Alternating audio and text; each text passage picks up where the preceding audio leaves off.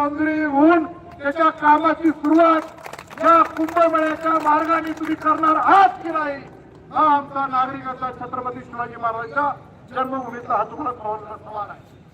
आणि म्हणून पुढे रेल्वे मार्गासाठी सर्वच पक्षाच्या नेते मंडळी, आमच्या तालुक्याचे नागरिक, विद्यार्थी, सर्व महिला भगिनी, आम्ही सर्वजण एकत्रितपणे तुम्हाला आश्वासित करू इच्छितो. आम्ही आमचा काही वेगळा निर्णय घेण्यापेक्षा नागरिक सांगतील त्याप्रमाणे हातात हात घालून पुढे जाण्याचा प्रयत्न आम्ही निश्चित प्रकारे करणार.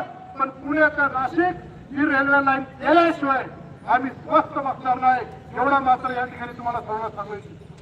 या पुणे नाशिक हायवेच्या कोऑर्डिनेशन ज्यांनी केलं ते आमदार सतीजी तांबे, आताच मला ती मागणी कळाली की त्या आंदोलनाच्या दरम्यान त्यांनी रस्ता रोखून आंदोलन करत असताना त्यानंतर अटक झाली.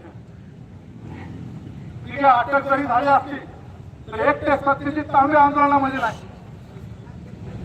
सत्यजित तांबे म्हणून आम्ही सर्वजण या आंदोलनामध्ये सहभागी आहे.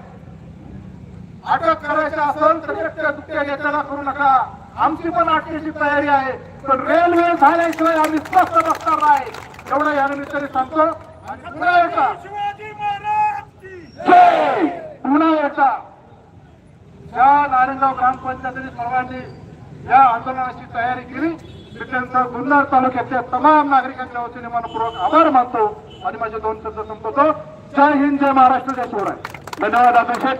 यानंतर या ठिकाणी उपस्थित शिवनेरी कृषी संघटना जुन्नर तालुका, त्याचबरोबर जुन्नर तालुका वारकरी संघटना यांच्या वतीनं, त्याचबरोबर स्वाभिमानी शेतकरी संघटनेच्या वतीनं, युवा नेते अमित शेडवेनके यांच्या वतीनं, संपूर्ण व्यापारी संघटनेच्या वतीनं या ठिकाणी आपलं मनोगत व्यक्त करतील जुन्नर तालुक्याचे सर्व माननीय शरददादा सोनवणे. त्याचबरोबर या ठिकाणी जुन्नर नेतृत्व रशीदभाई इनामदार यांच्या वतीने या ठिकाणी मनोगत व्यक्त करतील शरददादा सोनवणे. छत्रपती शिवाजी महाराज की जय भवानी. रेल्वे आमच्या हक्काची, अरे कोण म्हणतो देणार नाही.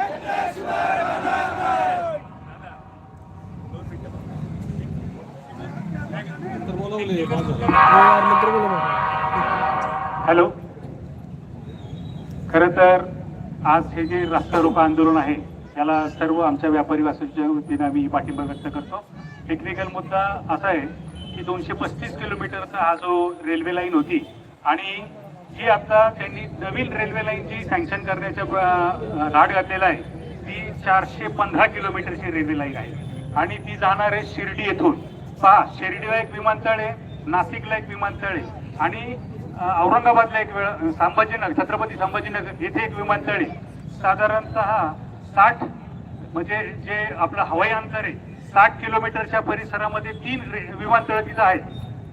शिर्डीमधून 10 विमानांचं रोज टेकऑफ होत होतं आणि 10 विमानांचं लँडिंग होत होतं. आज ते 4 वर आलेलं आहे. या ठिकाणी आमची एक मागणी आहे की या ठिकाणी जे आंदोलन उभं राहिलेलं आहे त्याला आमचा पाठिंबा आहेच आहे, पण हे जे 215 किलोमीटरचं अंतर आहे हे जर 415 म्हणजे 180 किलोमीटर तुम्ही वाढवताय, हे कशासाठी वाढवताय? आणि जीएमआरटीचा जो मुद्दा त्या ठिकाणी घेतलेला आहे तो 1800 मेगाहर्ट्झची जी फ्रिक्वेन्सी त्यांची जी आहे ती, त्याच्यामुळं आपल्याकडे 10 वर्ष लेट मोबाईल या ठिकाणी आलेला होता. त्यावेळेला मोबाईल कंपन्यांनी फ्रिक्वेन्सी ऍडजस्ट केली. आम्ही तर म्हणतो जर अतुल दादांनी सांगितलेलं एवढं तंत्रज्ञान जर प्रगत झालं असेल तर जीएमआरटीने हे प्रगत झालेलं तंत्रज्ञान आहे याचा फायदा घेऊन त्यांच्या फ्रिक्वेन्सीमध्ये व्हेरिएशन का नाही केलं? खरं तर हा खरा मुद्दा आहे आणि आपण या सगळ्या भरपूर संख्येने या ठिकाणी आपण उपस्थित राहिलात त्याबद्दल मी व्यापारी असोसिएशनच्या वतीनं आपलं आभार प्रकट करतो आणि मी अचानक बोललो त्याबद्दल मी दिलगिरी व्यक्त करतो.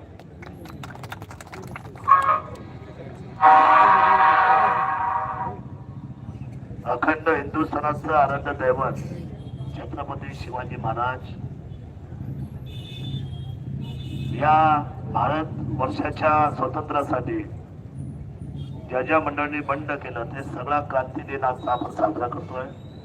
या सर्व क्रांतीवीरांना मी नमन करतो आणि क्रांती दिनाच्या दिवशी बंडखोरीचा झेंडा, आंदोलनाचा झेंडा आपण सर्वांनी हातामध्ये घेतला आणि खरं तर रस्ता रोको होणं ही काळाची गरज झाली.